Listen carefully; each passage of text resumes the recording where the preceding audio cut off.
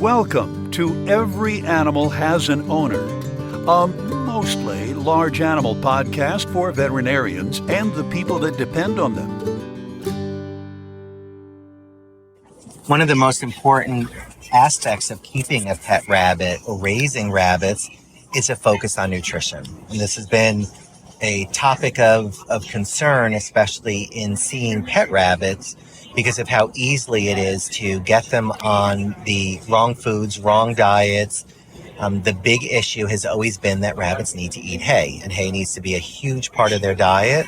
And it's not uncommon for people to either not feed hay, or for whatever reason, they say they're allergic to it, or the rabbit won't eat it and they don't like it, and it becomes a sort of a negative aspect with it. But when we talk about general sort of husbandry practices in nutrition, the standards include a diet that consists mostly of grass hay, quality grass hay.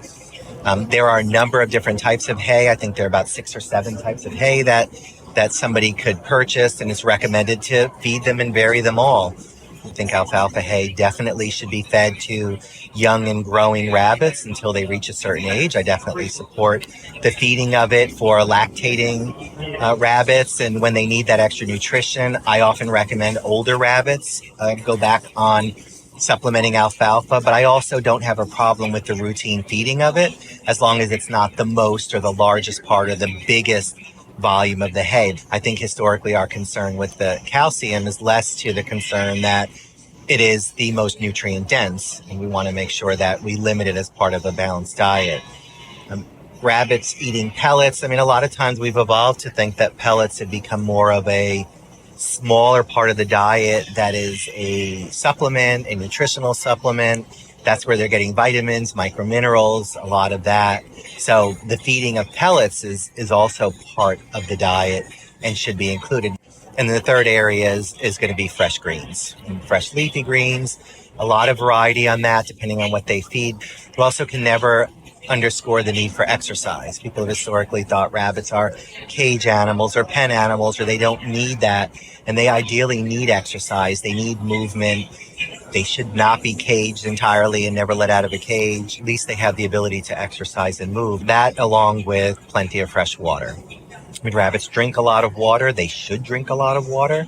I strongly recommend having water bowls if they want to have a bottle in addition, but my recommendation is a bowl over a bottle. There's good nutritional information on the House Rabbit Society website. There's good information through the Association of Exotic Mammal Veterinarians website. The Expo website has information on general care and a number of other sources that list what I guess is considered the current standard of appropriate rabbit care.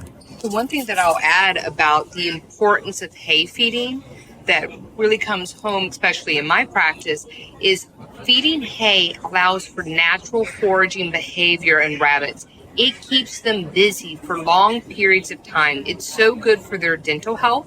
When we feed primarily just a pelleted diet, they can eat those pellets very, very quickly, leaving large stretches of time where they're not really getting an opportunity to do things that are productive. They will have a strong desire to chew. Giving them good forage resources to channel that behavior helps your home, and it helps their mental health in a lot of ways. And not to mention the additional health benefits.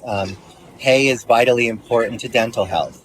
And we know that when we see these rabbits with terrible dental disease, almost always the lack of hay or not feeding hay or not having hay consumption is a part of that as well, along with the gastrointestinal issues that we see.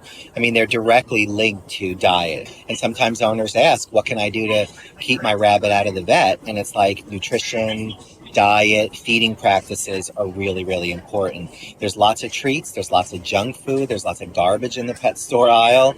You just have to know what's safe and what's smart. And I often tell people, vegetarian herbivore, think green. You know, I say my rabbits, 100% of what my rabbits eat are green.